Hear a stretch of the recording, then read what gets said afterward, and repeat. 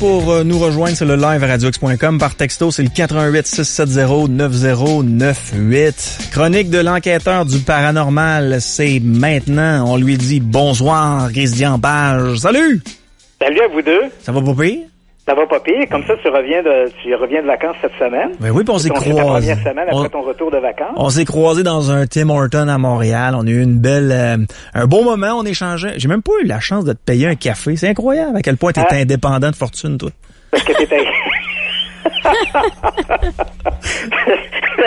parce que t'es arrivé en retard. Je t'ai déjà servi. Non, mais j'étais arrivé à 9h04. On s'était donné rendez-vous à 9h précise. Ben oui. J'étais là à 9h, moi. Voilà.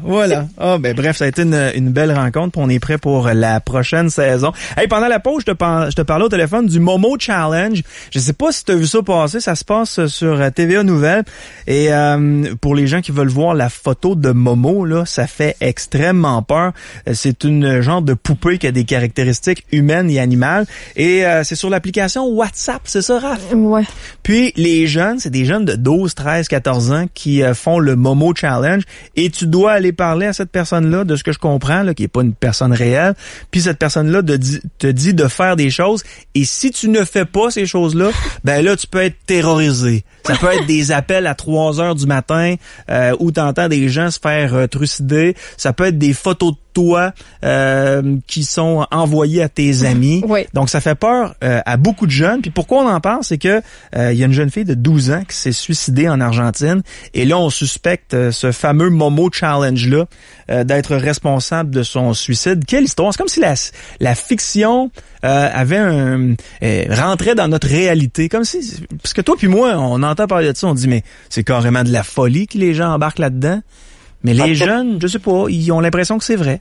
Tu as tout à fait raison, et c'est vrai aussi qu'au cours des dernières années, si on prend seulement les 4 ou 5 dernières années, il y a toute une série de films, un peu de série B qui ont pris l'affiche, des films qui s'adressent souvent à un public jeune, un public de jeunes adultes ou d'adolescents, où on mêle un peu ces éléments de l'Internet, c'est-à-dire, un des membres du groupe est mort et soudainement, le groupe se met à recevoir des courriels, tu vois, qui est supposé être du défunt. Ça, c'est un type de scénario. Donc, on en voit de plus en plus de ces films-là au cours des dernières années qui mêlent un peu cette incursion du monde de l'Internet dans la réalité.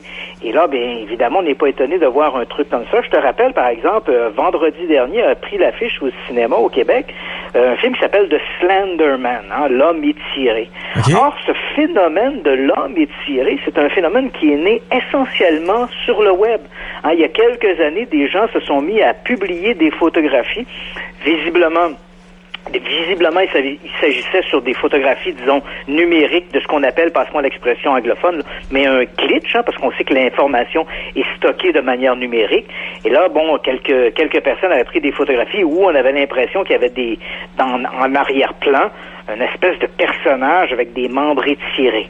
Et là, évidemment, on s'est mis à republier d'autres photographies, visiblement celles-là retouchées avec des logiciels de retouche comme Photoshop. Et là, ce phénomène du Slenderman a commencé à envahir un peu la toile et principalement, les adeptes de ce genre d'informations étaient de jeunes adolescents, évidemment, qui se faisaient un peu des peurs avec ça, le Slenderman.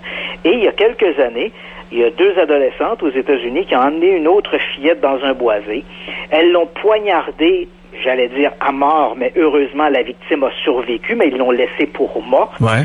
Et là, elles étaient persuadées qu'elle recevait des espèces de messages. L'une d'entre elles était convaincue qu'elle recevait des espèces de messages du Slenderman. Et en commettant un crime comme celui-là, une espèce de rituel, elles allaient devenir les apôtres du Slenderman. Donc, les 2 adolescentes ont été arrêtées, bien sûr, accusées toutes les 2 de tentative de meurtre. Et la leader, en fait, du duo en question a été reconnue comme inapte à subir en fait, elle a subi son procès, mais elle a été déclarée comme irresponsable à cause de troubles mentaux. Mais on voit dans quelle mesure cette invasion, en fait, de l'horreur du web et la réalité chez les jeunes prend de plus en plus de place. Et il faut être excessivement prudent avec ce genre de trucs-là. Encore une fois, faut-il démontrer qu'il y a un lien? Parce que, comme tu dis, la jeune fille qui se suicide en Argentine, et là, on pointe du doigt ce Momo Challenge.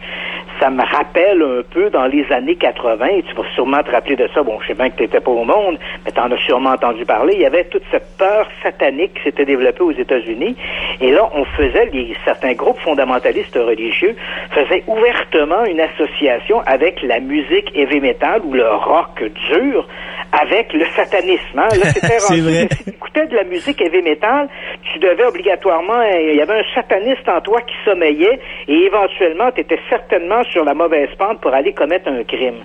Alors que, évidemment, heureusement pour nous que les adeptes du heavy metal ne sont pas tous des satanistes dans l'âme, mais on voit un peu la pente dangereuse ici quand on récupère un truc comme celui-là et on essaie d'en faire une généralité. Donc, il est possible que cette jeune fille de 12 ans se soit suicidée suite à l'affaire du Momo Challenge, mais est-ce qu'elle souffrait de troubles mentaux?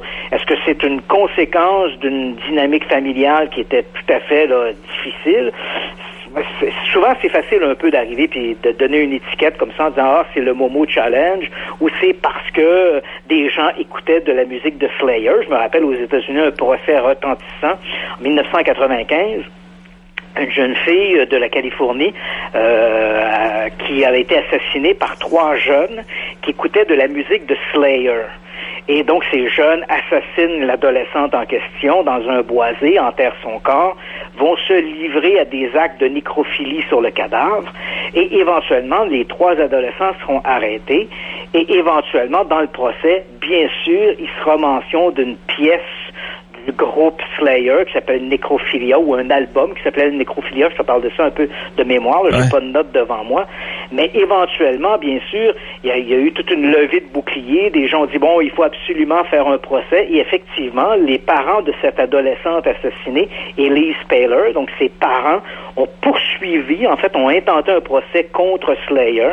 En fait, c'était davantage contre le label lui-même de Slayer. En fait, ce qu'ils voulaient, c'était pas empêcher Slayer de faire de la musique, ou encore de condamner les paroles de Slayer. On le sait aux États-Unis, la liberté d'expression est enchâssée dans la charte américaine. Ouais. Mais c'était plutôt de dire, il faudrait que quand on va au dépanneur, par exemple, on met les paquets de cigarettes derrière des écrans pour ne pas les voir. Si tu vas au dépanneur, par exemple, des magazines érotiques sont placés dans le haut des étagères et souvent dans des emballages où tu ne peux pas voir la nudité sur la couverture. Et on dit, c'est parce que ça s'adresse à un public de 18 ans et plus. Alors, eux, ce que les parents d'Elise Paler souhaitaient, c'est qu'on mette une étiquette sur certains albums de musique en disant, attention, certaines paroles de certaines chansons s'adressent peut-être à un public plus âgé. Ils ont été déboutés en cours. Que l'on soit ou non d'accord avec cette situation-là, avec cette volonté-là de la famille Paler de faire mettre des étiquettes, reste néanmoins que l'histoire de ce lien entre la musique et les adolescents est un peu faible. C'est-à-dire que c'est pas parce qu'ils écoutaient de la musique de Slayer qu'ils se sont mis à assassiner, qui ont décidé d'assassiner une jeune fille. Il y avait des problèmes sous-jacents à ça qui étaient beaucoup plus profonds que le simple désir ou la simple envie d'écouter de la musique heavy metal. Donc, il faut faire excessivement attention avec ce genre de trucs-là parce que on est souvent porté sur des généralités, mais c'est vrai qu'en même temps, c'est un phénomène qu'il faut garder à l'œil parce que c'est parfois inquiétant. Moi, je suis pas peureux de nature, mais il y a une fois où j'ai laissé rentrer la science-fiction dans ma vie, puis je te le dis là, mes os, mes nerfs, mes muscles, tout mon corps a été paralysé. Je venais d'avoir mon cours de gardien averti. Je gardais 2 jeunes enfants. Je te dirais un jeune poupon de quelques mois. Puis l'autre, c'était une petite fille de 2-3 ans. Puis quand j'étais arrivé, les enfants étaient déjà couchés. Et j'ai tombé sur un film dans le temps, c'était à TQS. Et dans l'histoire, c'était une jeune femme qui gardait des enfants. Et il y a quelqu'un qui appelait au téléphone. Je pense que le film s'appelait Terreur sur la ligne. OK. Et à un moment donné, il y a un appel qui se fait, parce que la fille est stressée et tout ça, puis là, il y a quelqu'un qui l'appelle constamment.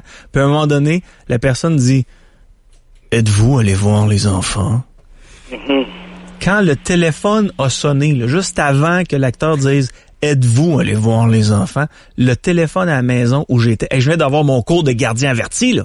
Le téléphone a sonné en même temps. Fait que tu as sursauté. J'ai flippé, j'ai gelé complètement, j'ai eu la peur de ma vie. Mais tu sais que il y a plusieurs films qui exploitent un peu cette histoire-là de l'appel à la gardienne avec une espèce de climat un peu de terreur, et on découvre au final que l'assassin est dans la maison, là. Tu sais que ça, c'est l'une des légendes. En fait, ça s'est jamais produit, mais c'est une légende urbaine qui est excessivement tenace. Depuis les années 70, on raconte cette histoire-là comme étant une histoire vraie. La gardienne qui recevait des coups de téléphone, l'assassin était dans la maison.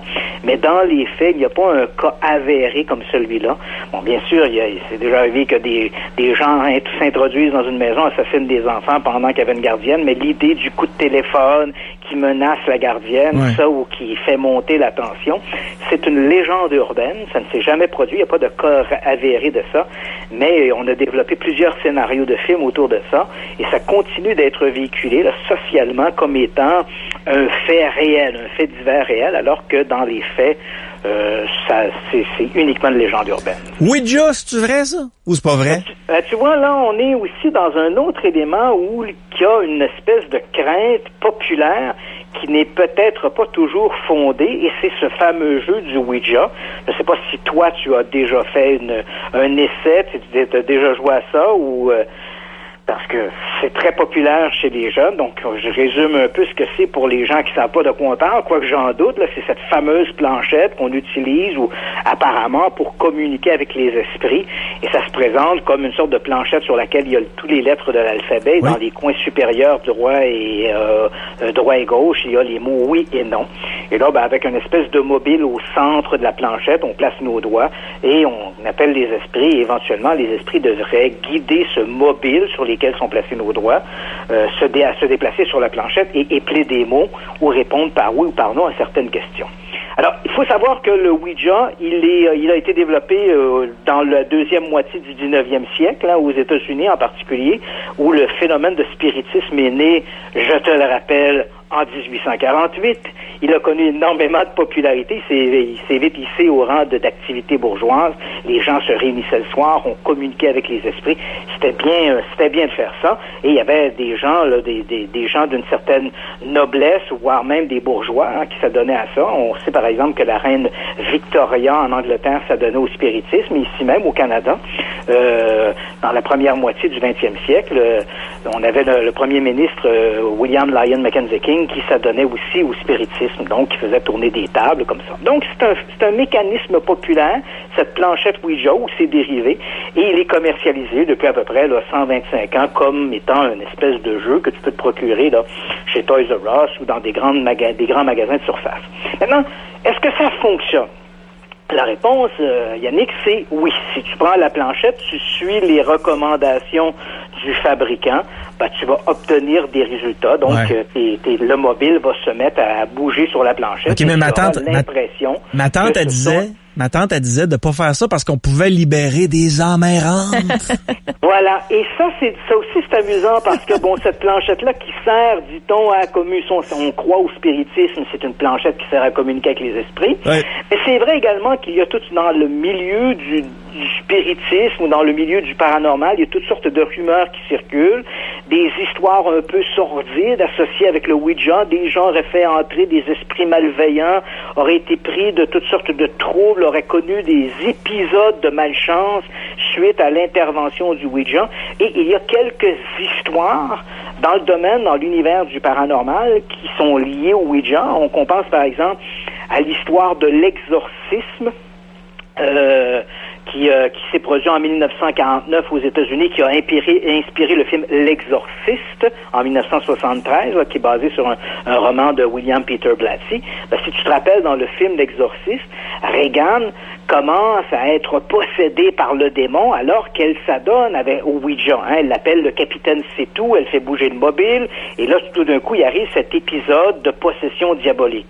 Or, dans la réalité, l'événement qui a inspiré le film L'Exorciste est un cas d'exorcisme de possession diabolique bien connu aux États-Unis, qui s'est produit en 1949, où cette fois-là c'était un adolescent, contrairement au film, c'est un jeune garçon de 14 ans, et William Hunkeler, et lui aussi, tout ça a commencé alors que lui et une de ses tantes s'adonnaient au spiritisme en utilisant Ouija. Donc, il y a toutes ces rumeurs, ces histoires un peu malveillantes associées au Ouija, et c'est un peu ce qu'un groupe de scientifiques du Danemark ont essayé de savoir. Est-ce que, oui ou non, ça bouge? Et si ça bouge, qu'est-ce qui fait que ça bouge? Alors, dans les faits, il faut dire qu'il y avait plusieurs études qui avaient été menées dans le passé, où on avait un peu écarté l'intervention des esprits. Hein. Lorsqu'on avait mené des tests, il semblait plutôt évident que ce qui fait bouger le mobile, ce n'est pas l'au-delà, mais c'est davantage des micro-mouvements qui se produisent dans nos doigts, dans nos membres, et qui entraînent le déplacement du mobile sur la fameuse planchette Ouija. Les esprits n'ont rien à voir là-dedans. Mais ce qu'on voulait savoir, c'est que cette équipe de chercheurs, c'est pourquoi parfois les réponses ont du sens. Parce que les gens qui vont s'adonner au Ouija, là, si ce n'est que des micro-mouvements, en théorie, tu devrais avoir n'importe quelle lettre qui sort au hasard, n'importe quoi, c'est oui ou c'est non. Ouais. Donc, ça devrait être n'importe quoi, mais ce n'est pas n'importe quoi. Bien souvent, les réponses font sens pour les gens qui jouent au Ouija. Alors, quel est le mécanisme? Alors, cette équipe de chercheurs ont utilisé des volontaires, une quarantaine de volontaires, et ils se sont livrés à des expériences à la fois de Ouija conventionnel, donc les gens étaient autour du Ouija et croyaient communiquer avec des esprits pour lui faire épeler ou répondre à des questions. Et puis il y avait un autre groupe de volontaires qui, eux, faisaient partie de l'équipe de recherche. Et ce que l'on a fait dans ce deuxième cas, on a demandé aux gens de répondre à certaines questions volontairement par le mot oui et non un certain nombre de fois et d'épeler le mot Baltimore. Et ce que les chercheurs ont remarqué, c'est qu'à toutes les fois où les gens épellaient, par exemple, le mot Baltimore ou devaient aller à répondre oui ou non, leurs yeux, ces gens-là étaient équipés de mécanismes qui permettaient de suivre le mouvement oculaire. Et on a constaté qu'ils regardaient la lettre ou le mot une fraction de seconde avant que le mobile se déplace dans cette direction. Donc, comme on dit, un magicien dirait la main est plus rapide que l'œil, mais dans le cas du Ouija, c'était l'œil qui était plus rapide que la main. Donc, au moment d'écrire le mot Baltimore, par exemple, dès qu'on commençait à épeler le mot Baltimore, l'œil regardait la lettre B avant que le mobile se rende sur B. Ensuite, les yeux fixaient la lettre A et le mobile se déplaçait sur la lettre A. Donc, cette expérience montre que c'est l'œil, en fait, qui guide les micro-mouvements de la main vers les lettres. Et lorsque tu t'adonnes à ce que tu crois, toi, être une véritable séance de Ouija, c'est le même mécanisme qui intervient. Mais il intervient un peu à la manière du petit bonhomme pendu, par exemple. On connaît tous ce jeu. C'est-à-dire qu'à partir du moment où tu poses une question, il est possible que toi, il y aura quelqu'un éventuellement qui sera le leader entre les participants, et si tes yeux vont regarder la lettre, si on pose une question, tu réponds mentalement ou involontairement ou inconsciemment en toi que la réponse sera oui ou non. Tes yeux vont fixer le mot oui et le mobile, tes micro-mouvements vont entraîner le mobile vers la lettre oui. Si on te pose une question, la première lettre sera bien souvent aléatoire. Par exemple, si tu crois que tu discutes avec quelqu'un qui est décédé, que tu poses la question « Êtes-vous décédé accidentellement et de quelle façon ?» Alors, il est possible que la première lettre sera aléatoire. Et là, je te donne un exemple. Le mobile va se déplacer vers la lettre A. Inconsciemment, tu viens d'éliminer tous les autres mots qui pourraient commencer par les autres lettres de l'alphabet. Là, donc, tu as la lettre A. Dans la langue française, la lettre A, ensuite, la deuxième lettre sera laquelle? Et là, la deuxième devient un petit peu moins aléatoire. Tes yeux vont fixer, par exemple, la lettre V. Alors là, tu es rendu à A, V. Il reste pas beaucoup de possibilités, là. Fait que là, ça doit être avion.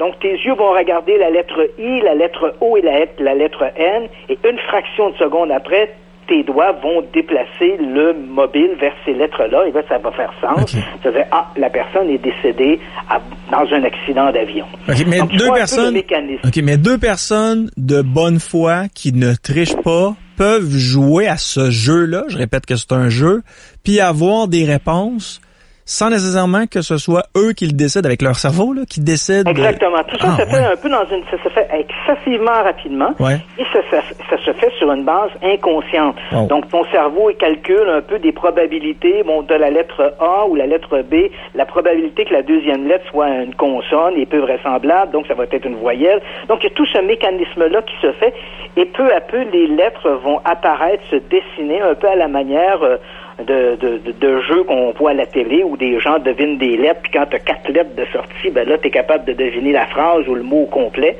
Ben, c'est un peu la même chose qui se produit. À partir du moment où tu élimines un certain nombre de lettres, peu à peu, ben, les chances où ton nombre de possibilités s'élimine d'elles-mêmes, et là, il y a des mots qui se forment, des mots qui semblent faire sens en fonction de l'attente des joueurs. Parce qu'à chaque fois que j'ai joué à ce jeu-là, Christian, je vais t'avouer, je trichais pour que les filles se collent sur nous parce qu'elles avaient peur. Ben oui, c'est évident, on a tous fait ça. Écoute, je faisais des séances de Ouija, moi, tous les vendredis soirs chez moi. Mais tout ça pour dire que les chercheurs, évidemment, tu comprends qu'ils ne disent pas, attention, les esprits n'existent pas, on peut pas communiquer avec les défunts. C'était pas ça le rôle de ce groupe de chercheurs du Danemark, dont l'étude d'ailleurs vient d'être publiée dans un périodique scientifique qui s'appelle Phenomenology and the Cognitive Science. Donc c'est un périodique scientifique, c'est une étude d'une 40aine de pages. C'est très complexe.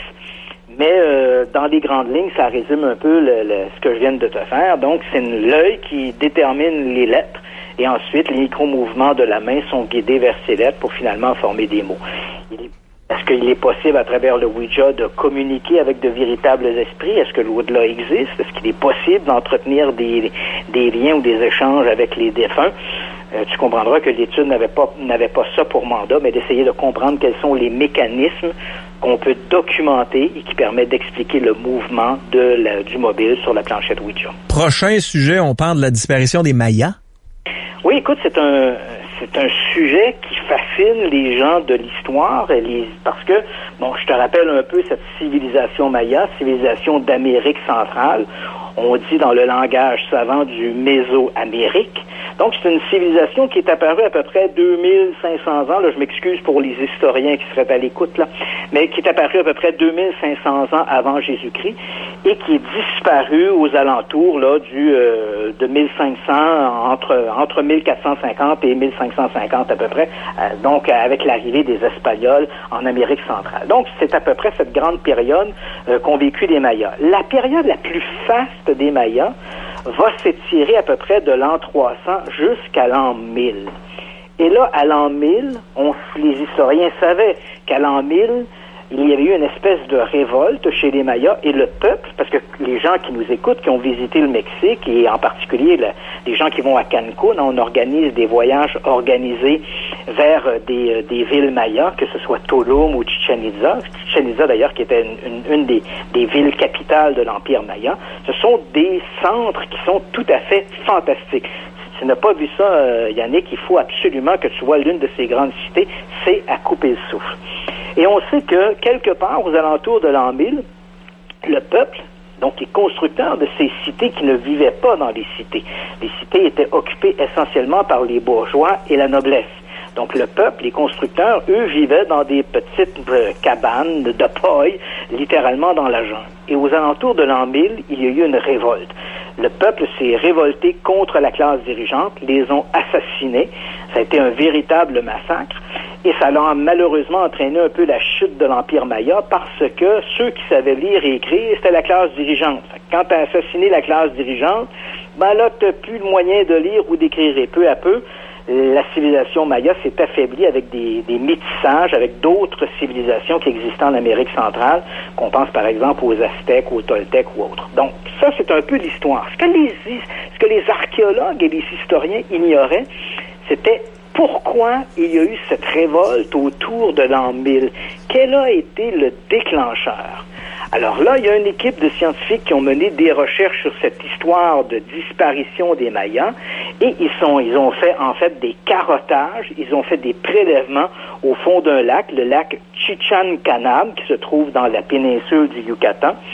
Et en regardant les sédiments, tout ça, ils ont découvert en fait que la révolte des Mayas coïncidait avec le début d'une très longue période de sécheresse qui a duré, en fait, dans cette région de l'Amérique centrale entre le 10e et le 14e siècle. Donc, c'est au début de cette grande période de sécheresse où on le comprend, à partir du moment où il n'y a plus d'irrigation des terres, et je te ferai remarquer que si tu regardes une carte du Yucatan, tu verras qu'il n'y a aucune rivière au Yucatan. Hein? Toutes les grandes cités mayas ont été construites autour de puits naturels qu'on appelle des cénotes. Et à partir du moment où il n'y a plus d'eau, il n'y a pas de système d'irrigation pour entretenir les cultures, évidemment, la conséquence de ces sécheresses entraîne des famines. Et c'est probablement au tout début de cette longue période de famine que le peuple s'est révolté contre la classe dirigeante qui, elle, bien sûr, devait s'approprier le maximum des denrées qui étaient disponibles et laissait mourir de faim le peuple. Et c'est comme ça, finalement, c'est l'élément qui aurait déclenché cette révolte.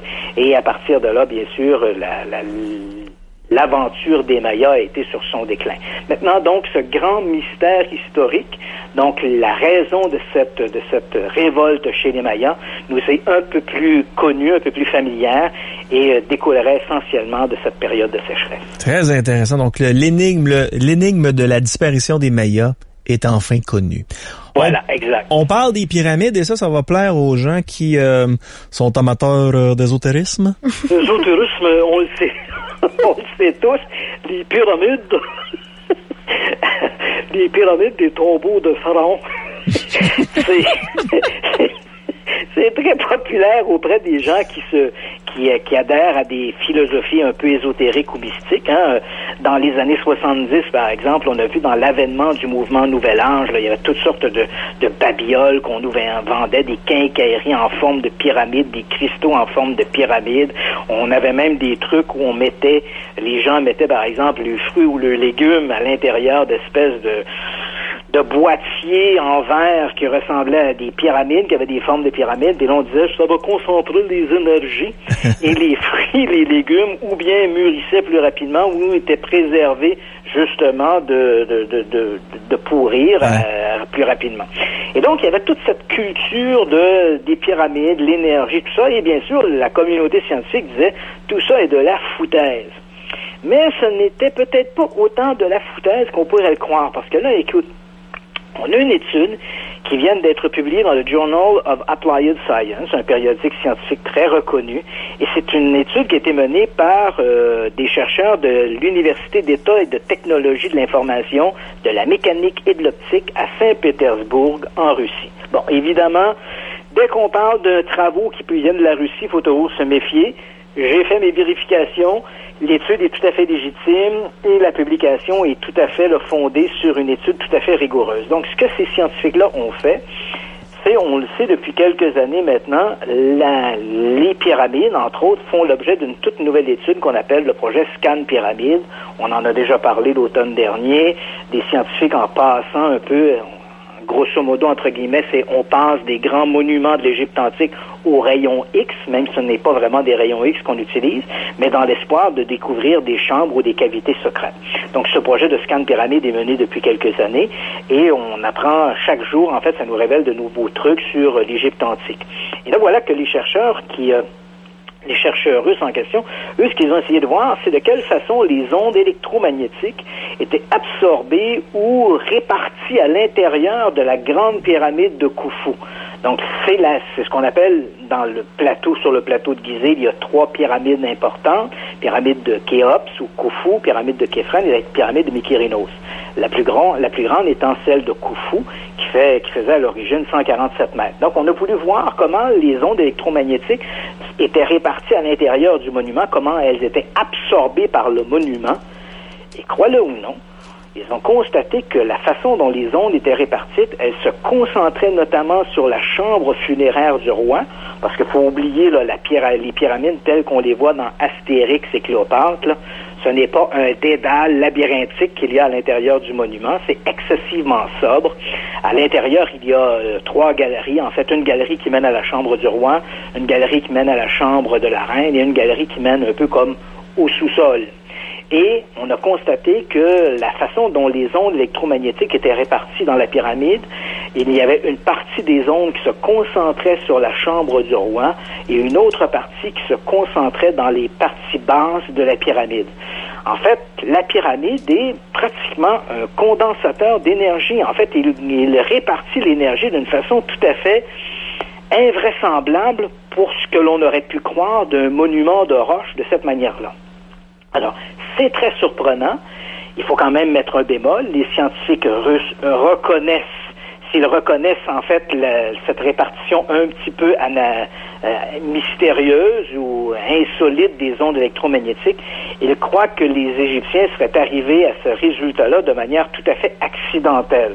Donc, ce n'est pas une connaissance que les Égyptiens avaient au moment de construire le bâtiment, mais effectivement, le construisant de telle sorte, en étant orienté comme il l'est vers les quatre points cardinaux, la façon dont les galeries ont été construites, tout ça serait finalement au gré du hasard. Sans le savoir, les Égyptiens auraient construit un monument dont la réaction par rapport aux ondes électromagnétiques serait tout à fait surprenante. Et c'est sans le savoir. Et c'est sans le savoir. Donc, évidemment, ça soulève déjà, j'ai vu sur certains réseaux, les amateurs de la théorie des anciens astronautes, donc voulant que dans l'Égypte antique, les anciens constructeurs des pyramides aient été en contact avec des extraterrestres. Et pas uniquement eux, mais également les Mayas, les gens qui ont construit les statues de l'île de Pâques. Donc, on retrouve un peu de ces vestiges insolites un peu partout à travers le monde. Et il y a des gens qui font ce lien-là. Ça doit être des extraterrestres qui auraient initié les anciens à des constructions, à des connaissances architecturales. Donc, dans le cas présent, évidemment, j'ai vu sur le web, il y avait déjà toutes sortes de discussions qui se développaient en remettant en question, bien sûr, cette proposition des scientifiques russes que tout ça aurait été atteint par le hasard. Eux disent non, c'est pas possible, il faut que ce soit des extraterrestres, parce que tu auras bien compris que la connaissance des ondes électromagnétiques dans l'Égypte antique, si les Égyptiens connaissaient ça, il faut de toi à moi qu'ils aient en contact avec des extraterrestres. C'est des ondes électromagnétiques, il n'y a pas beaucoup de radio et de télévision dans ce temps-là. Là.